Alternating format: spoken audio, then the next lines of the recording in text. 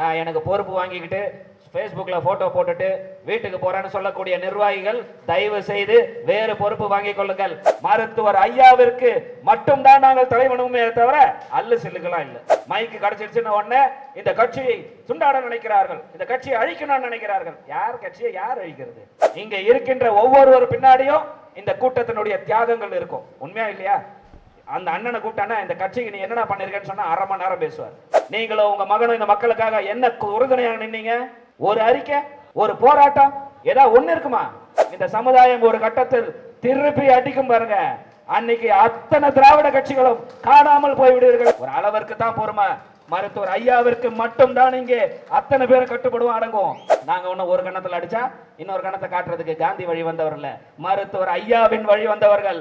ஒரு நெருக்கடியான காலகட்டத்தில் எனக்கு முன்னால் பேசியவங்களா சொன்னாங்க, எப்படிப்பட்ட சூழ்நிலையில் இந்த பொறுப்பை மருத்துவர் அன்புமணி ராமதாஸ் அவர்கள் எனக்கு வழங்கி இருக்கிறார்கள் என்று சொன்னால், இன்றைக்கு மிகப்பெரிய ஒரு சதி, மிகப்பெரிய ஒரு சூழ்ச்சி இந்த பாட்டாளி மக்கள் கட்சியையும் வன்னியர் சமுதாயத்தையும் அழிக்க வேண்டும் என்று திட்டம் போட்டு நடைபெற்றுக் கொண்டிருப்பதற்கு ஒத்து ஊதுவதற்கு ஒரு 4-5 பேர் செயல்பட்டுக் கொண்டிருக்கின்ற சூழ்நிலையை அதை முறியடித்து பாட்டாளி மக்கள் கட்சியும் இந்த சமுதாயத்தையும் அடுத்த கட்டத்திற்கு கொண்டு செல்வதற்கான செயல் திட்டத்தை நமக்கெல்லாம் வடிவமைத்து கொடுத்திருக்கின்ற மருத்துவர் சின்னையா அவர்களின் கரங்களை வலுப்படுத்தக்கூடிய சூழ்நிலையில் நம்ம நின்று கொண்டிருக்கிறோம்.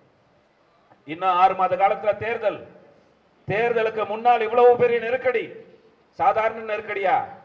மருத்துவர் சின்னையா அவர்கள் இந்த சமுதாயத்திற்கான இடஒதுக்கீடை பெற்று தருவதற்காக மிகப்பெரிய மாநாடு மகாபலிபுரத்தில் போட்டாங்க. வரலாற்றிலேயே இப்படி ஒரு மாநாடு நடைபெற்றதில்லை என்று சொல்லக்கூடிய அளவிற்கு அந்த மாநாடு அமைந்தது. அதை முறியடிப்பதற்கான செய்த சதி செயல்கள் இன்றைக்கு வரைக்கும் இருந்துகிட்டு, இன்னைக்கு வரைக்கும் நடைபெற்றுக் கொண்டிருக்கிறது. அப்ப இப்படிப்பட்ட சதியிலிருந்து இந்த கட்சியையும் ஒருத்தர் காப்பாற்றுவதற்கு மருத்துவர் அன்புமணி ராமதாஸ் என்கின்ற நம்முடைய தலைவர் முயற்சி செய்து கொண்டிருக்கும் பொழுது அவருக்கு உறுதுணையாக இருக்க வேண்டியது நம்மளுக்கெல்லாம் பெருமையா கடமையா? நம்முடைய கடமை. அதற்கு முதல் பங்கு எங்க இருக்கணும்? இளைஞர் சங்கத்தில் இருந்துதான் வந்திருக்க வேண்டும். இளைஞர் சங்கம் என்பது ஒரு சாதாரணமான அமைப்பு இல்லை. எனக்கு முன்னால் பேசியவர்கள் சொன்னது போல இளைஞர் சங்கம் என்றால் இன்னைக்கு இருக்கிற மாவட்ட செயலாளர்கள்ல 70% பேர் இளைஞர் சங்கத்தில இருந்தா வந்தாங்க. உள்ளாட்சி பிரதிநிதிகள்ல 80% பேர் இளைஞர் சங்கத்தில இருந்தா வந்தாங்க. இப்படி கட்சிக்கு ஒரு முக்கியமான சங்கம்னு சொன்னா பாட்டாளி இளைஞர் சங்கம் என்பதுதான் என்பதை வந்திருக்கக்கூடிய இளைஞர் சங்க நிர்வாகிகள் நம்ம அனைவரும் மனசுல ஏந்துக்கணும். இந்த நிமிஷம் முடிவு செய்ய வேண்டும். எனக்கு முன்னால் பாலயோகி என்கின்ற நம்முடைய செயலாளர் நம்முடைய சென்னையில் நடந்த கூட்டத்தில் சொன்னார், 2 விஷயம். நம்ம எப்படி இந்த கட்சிக்கு நம்மளுடைய உழைப்பை கொடுக்கிறோம். Hard work, smart work. கடினமாக உழைப்போம், ஆனா வெற்றியை சிறிதளவுல விட்டுடுவோம். கடந்த நாடாளுமன்ற தேர்தலில் கொஞ்சம் ஒரு ஸ்மார்ட்டா வேலை செஞ்சிருந்தா இன்றைக்கு தர்மபுரியினுடைய நாடாளுமன்ற உறுப்பினர் யாராக இருந்திருப்பாங்க? மரியாதைக்குரிய அண்ணி சௌமியா அன்புமணி அவர்கள் இங்கே நாடாளுமன்ற உறுப்பினராக இருந்திருக்க வேண்டும். எப்படி விட்டோம்? கொஞ்சம் நடக்கின்ற சூழ்ச்சியை நம்ம அறியாததனுடைய விளைவு அவர்களை இழந்துட்டோம். அதை பத்தி மரியாதைக்குரிய வேலுச்சாமி அண்ணன் தெளிவா போன கூட்டத்திலே பேசினார். எதனால தோத்தோம், எதனால நடந்தோம்னு. இப்படிப்பட்ட வேலைகள் அடுத்த வரக்கூடிய தேர்தலில் நடைபெறுவதற்கு விடாமல் இருக்க வேண்டும் என்று சொன்னால் இன்னிலிருந்து இளைஞர் சங்கம் களத்துக்கு போக வேண்டும். ஒன்றிய செயலாளர்கள், மாவட்ட செயலாளர்கள் தயவு செய்து திறமையான இளைஞர் சங்க நிர்வாகிகளை தேர்ந்தெடுத்து கொடுங்க. இளைஞர் சங்க நிர்வாகிகளுக்கு நிர்வாகியாக வருவதவர்கள் இன்றைக்கே மனசுல வச்சுக்கோங்க, நான் இந்த கட்சியை உழைப்பதற்கும் மருத்துவர் அன்புமணி ராமதாஸ் அவர்களுடைய தலைமையை வலுப்படுத்துவதற்கும் என்னுடைய உழைப்பை தருவதற்கு தயாராக இருக்கிறேன் என்று சொல்லக்கூடியவர்களை மட்டும் நீங்க தேர்ந்தெடுத்து நிர்வாகிகளாக கொடுங்க. மாவட்ட செயலாளர்களும் ஒன்றிய செயலாளர்களும் நான் எனக்கு பொறுப்பு வாங்கிக்கிட்டு ஃபேஸ்புக்கில் போட்டோ போட்டுட்டு வீட்டுக்கு போறேன்னு சொல்லக்கூடிய நிர்வாகிகள் தயவு செய்து வேறு பொறுப்பு வாங்கிக் கொள்ளுங்கள். இதற்கு இளைஞர் சங்கம் என்பது ஒரு சரியான இடமாக இருக்காது என்பதை நீங்கள் எல்லாரும் மனசுல வச்சுக்கணும். மிக விரைவில், ஏன்னா இளைஞர் சங்கத்தினுடைய பணி சாதாரண பணி அல்ல. அடுத்த மாதம் இறுதியில மிகப்பெரிய பொதுக்குழு சென்னையில் நடைபெற இருக்கிறது. அடுத்தபடியாக மருத்துவர் சின்னையா அறிவிக்கின்ற ஒரு மாநாட்டை நடத்த வேண்டும் என்று நமக்கெல்லாம் ஆர்வமாக இருக்கிறது. மருத்துவர் சின்னையா அவர்கள் தேதி கொடுத்தார்னு சொன்னா ஜனவரி பிப்ரவரி மாசத்துல மிகப்பெரிய இளைஞர் சங்க மாநாட்டை நாம் தமிழ்நாட்டில் ஒரு இடத்தில் நடத்தியே காட்டோம். அப்ப இதற்கெல்லாம் அடிப்படையாக இருக்க வேண்டும் என்றால் நம்முடைய உழைப்பு. அந்த உழைப்பை நம்ம பரிசோதிக்கின்ற நேரம் தான் வருகின்ற 4ஆம் தேதி, 5ஆம் தேதி, 9ஆம் தேதி. இப்ப இந்த தர்மபுரி மாவட்டத்தில் மாவட்ட செயலாளர்களும் ஒன்றிய செயலாளர்களும் சின்னையா கிட்ட 4ஆம் தேதி 5ஆம் தேதி சொல்லணும், ஐயா இளைஞர் சங்கத்தினுடைய நிர்வாகிகளுடைய உழைப்பு நம்மளால ஈடு செய்ய முடியாத அளவிற்கு இந்த கூட்டம், நடைபயண கூட்டம் மிகப்பெரிய வெற்றியை அடைந்தது என்ற அளவிற்கு நம்முடைய உழைப்பு இருக்கணும். அதற்கு இங்க வந்திருக்கின்ற நிர்வாகிகள் அத்தனை பேரும் நம்ம முழு மூச்சோட வேலை செய்வதற்கு மற்ற விஷயத்துல எடுத்து தூர வைங்க. மற்றவங்க பேச எனக்கு முன்னால் பேச போலாம் சொன்னாங்க, அதை பத்தி நமக்கு கவலை இல்லை. நீ பேசிட்டு போ. உன்னுடைய சூழ்ச்சியும் உங்களுடைய தந்திரமும் ஒரு பொழுதும் இங்கே இந்த வன்னியர் சமுதாயத்தின் முன்னாலும் மருத்துவர் சின்னையாவின் முன்னாலும் எடுபடாது. மருத்துவர் அன்புமணி ராமதாஸ் அத்தனையும் முறியடிப்பார். அவர் நீங்க நினைக்கிற மாதிரி பொறுமையா இருக்கிறாரு, அமைதியா இருக்கிறாருன்னு நினைக்காதீங்க. அமைதிக்கு பின்னால் மிக பெரிய ஒரு எழுச்சி இருக்கதான் போகிறது. அதை பார்க்க தான் போறீங்க. 1000 விமர்சனங்கள் வந்தாலும் அமைதியா இருக்கிறாருன்னா பேச தெரியாம இல்ல. புரியுதுங்களா? ஒரு தலைமை பண்போட உச்சம் என்று சொன்னால் அன்புமணி ராமதாஸ் அவர்கள் தான். தலைமை பண்பு என்பது எத்தனை விமர்சனம் வந்தாலும் விமர்சனம் செய்வது எங்களை வளர்த்தெடுத்தவர்.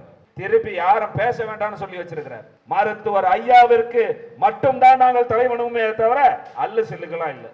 அல்லு சில்லுக்கெல்லாம் இதோட நிறுத்திக்கணும். மைக்கு கிடைச்சிருச்சுன்னு உடனே இந்த கட்சியை துண்டாட நினைக்கிறார்கள், இந்த கட்சியை அழிக்கணும்னு நினைக்கிறார்கள். யார் கட்சியை யார் அழிக்கிறது? இது யாருடைய கட்சி? இந்த கட்சிக்கும் உங்களுக்கு என்ன சம்பந்தம் இருக்கு? யோசிக்கணுமா யோசிக்க வேண்டாமா? இந்த கட்சிக்காக உயிர் மூச்சுடன் தியாகம் செஞ்ச அத்தனை பேர் இங்க யாருக்கு பின்னாடி உட்கார்ந்து இருக்கிறாங்க? எத்தனையோ நெருக்கடிகளை சந்தித்த பொழுதும் இந்த கட்சியை விட்டு விலகாத கூட்டம் மருத்துவர் சின்னையாவிற்கு பின்னால் இன்னைக்கு நிக்குதுன்னு சொன்னா உணர்வு மிக்க கூட்டம்.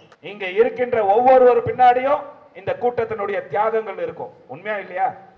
அந்த அண்ணனை கூப்பிட்டானா இந்த கட்சிக்கு நீ என்னென்ன பண்ணிருக்கேன்னு சொன்னா 1/2 மணி நேரம் பேசுவார். அவருடைய தியாகம், அவருடைய உழைப்பு, அப்படி ஒவ்வொருவருடைய உழைப்பும் சேர்ந்து 21 உயிர்களை பலி கொடுத்து உருவான இயக்கம் இந்த பாட்டாளி மக்கள் கட்சி. அதனுடைய நோக்கத்தை வென்றெடுப்பதற்கு அடுத்த கட்ட தலைவர் யாரு? அன்புமணி ராமதாஸை தவிர வேற யாரும் இருந்து விட முடியாது. அவருக்கு இல்லாத அக்கறை உனக்கா? அவருக்கு இல்லாத அக்கறை உனக்கா? அடுத்த கேள்வி, மருத்துவர் சின்னையா அவர்களை மருத்துவமனையில் வந்து சந்திக்கலையா? அவருடைய தந்தை இன்னைக்கு மட்டுமா அவர் சின்ன ஐயாவை பாத்துக்கிறாரு? 2013 மரக்கான கலவரத்துக்கு எதிராக போராடியதற்காக சிறையில் அடைக்கப்பட்டார் மருத்துவர் ஐயா. அடைச்சார்ல, நாங்க எல்லாம் இன்னைக்கு சின்ன ஐயா கூட இருந்தோம். சிறையிலிருந்து விடுவிக்கப்பட்டு வீட்டுக்கு வந்த உடனே மூச்சு திணறல். நேரடியாக உடனடியாக வர வைத்து கூடவே இருந்து அவர் உயிரை காப்பாற்றி கடைசி நிமிஷம் வரை அவரை மீட்டெடுத்து கொண்டு வந்த தலைவர் யாரு? மருத்துவர் அன்புமணி ராமதாஸ் என்பவர். அவருக்கு இல்லாத அக்கறை உங்களுக்கா? யாரை ஏமாத்துறீங்க?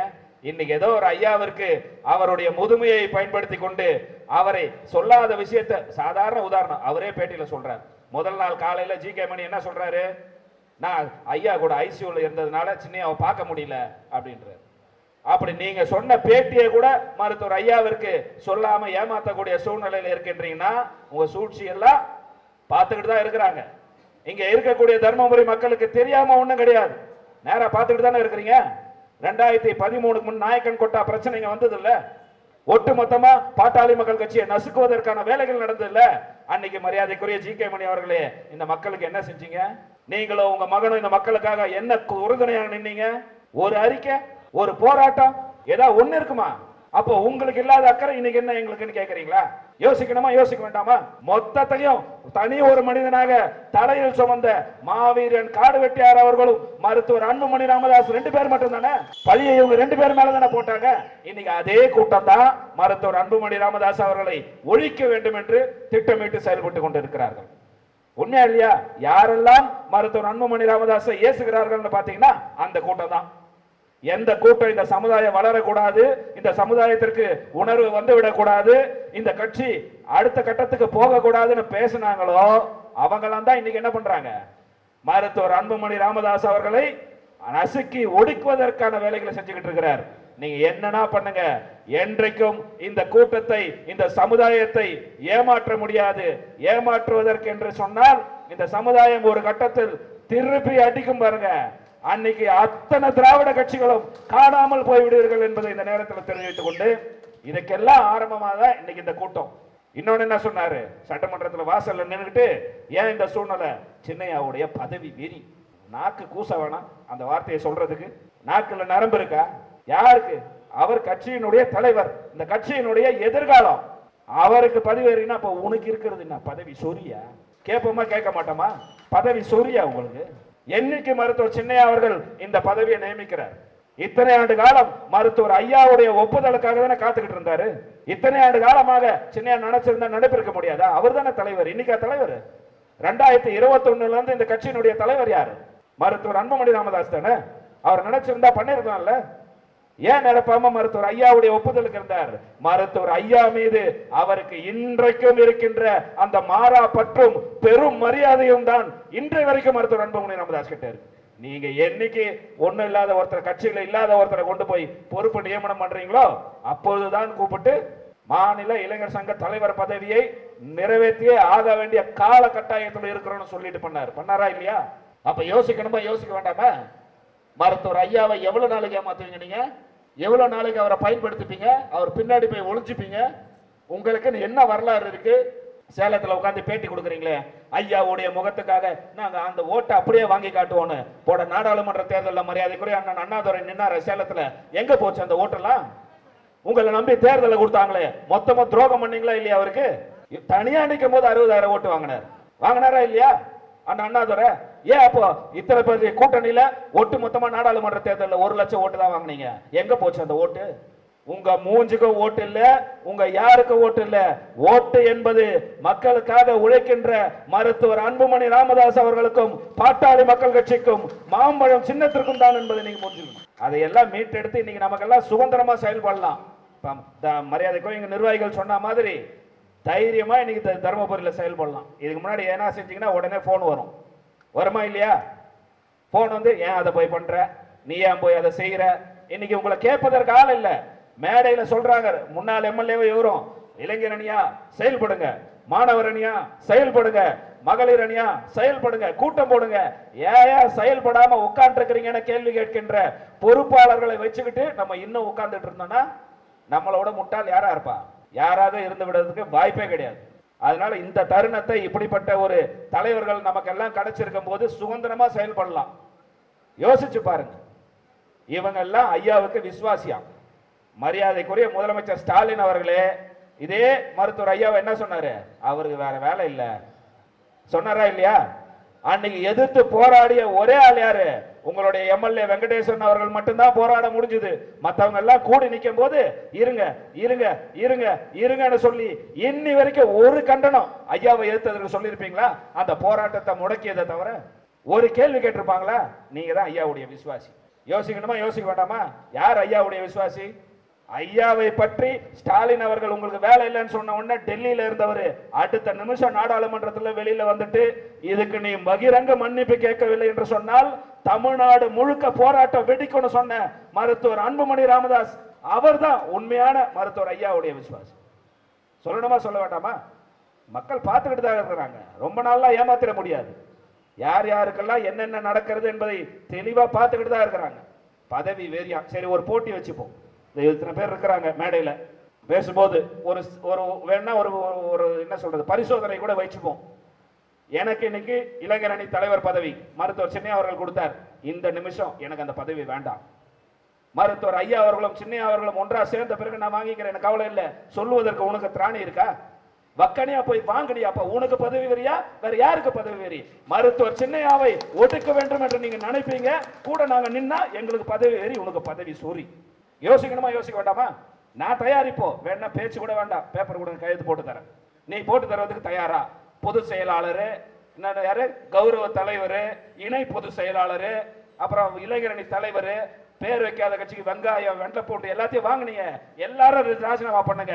இந்த நொடி நான் ராஜினாமா பண்ணுவதற்கு இதே நிமிஷத்துல இங்கே கையெழுத்து போட்டு தரதுக்கு தயாரா இருக்கும். பாப்போம் யாருக்கு பதவி வெறி பதவி சொறி இருக்குன்னு. வாய்க்கு வந்ததெல்லாம் மைக்கு கிடைச்சிச்சுன்னு பேசிட்டு போட்டா நீங்களாம் மாவீரன் ஆயிட முடியாது. ஒரு அளவிற்கு தான் பொறுமை. மருத்துவர் ஐயாவிற்கு மட்டும் தான் இங்கே அத்தனை பேரும் கட்டுப்படுவோம் அடங்குவோம். மற்றவங்க யாருக்கா கட்டுப்பட்டு இருக்கிறதுக்கு எங்களுக்கு வேலை கிடையாது. அதை நீங்க தெளிவா புரிஞ்சுக்கணும். இந்த நிமிஷத்தோட நிறுத்திக்காங்க. மருத்துவர் சின்னையாவை விமர்சனம் செய்வதற்கெல்லாம் ஒரே ஒரு சதவீத கூட தகுதியோ திராணியோ உங்க யாருக்குமே கிடையாது, யாருக்குமே கிடையாது. அது நாம எல்லாம் மீறி நீங்க இப்படிதான் செயல்படுவீங்கன்னு சொன்னா எங்களுடைய எதிர்வினை அப்படிதான் இருக்கும். நாங்க ஒன்னும் ஒரு கணத்துல அடிச்சா இன்னொரு கணத்தை காட்டுறதுக்கு காந்தி வழி வந்தவர்ல, மருத்துவர் ஐயாவின் வழி வந்தவர்கள். மருத்துவர் ஐயா எங்களுக்கு என்ன சொல்லி கொடுத்திருக்கிறாருன்னு உங்களுக்கும் தெரியும். உங்களோட 2 மடங்கு வேகமாவே நாங்க இருப்போம். நம்முடைய எதிரி என்பது உள்ள இருக்கிற சண்டை இல்லை, திமுக என்கின்ற மிக பெரிய ஏமாற்று சக்தி தமிழ்நாட்டை துண்டாடுவதற்கும் தமிழர்களை உணர்வுகளை உறிஞ்சி ஏமாத்துகின்ற வேலை. யோசிக்கணுமா யோசிக்க வேண்டாமா? திமுக ஒரு அமைச்சர் நேற்று பேசுறாரு, என்ன பேசுறாரு? பெத்த அப்பாவை பார்த்துக்க முடியாதவர் இவர் எங்கிருந்து தமிழ்நாட்டை காப்பா? எம்ஆர்கே பன்னீர்செல்வம் நேற்று சொல்லிட்டான், தமிழ்நாட்டின் முதுகெலும்பு விவசாயிகள், அந்த விவசாயிகளை பார்த்துக்க தெரியாத நீலாம் ஒரு அமைச்சர் அதாண்டு வச்சு காரி துப்பிட்டான். துப்பிட்டானா இல்லையா? துப்பிட்டானா இல்லையா? மொத்த நெல்லும் தொலைச்சு கிடக்கு, மொத்த நெல்லும் முளைச்சு கிடக்கு. சட்டமன்றத்தில் பெருமை பேசுறாரு அவர். என்னன்னு 2000 டன் நாங்க ஒரு நாளைக்கு எடுக்கிறோம், லோடு மேன கேட்டா 800 டன்னுக்கு மேல ஏற்றவே முடியாதுங்கன்றான். சட்டமன்றத்தில் போய் பேசுகின்ற ஒரே கட்சி திமுக தான். சாதிவாரி கணக்கெடுப்பு நடத்து அப்படின்னா எங்க கிட்ட இல்ல, மத்திய அரசு கிட்ட இருக்குன்னு வேண்டியது.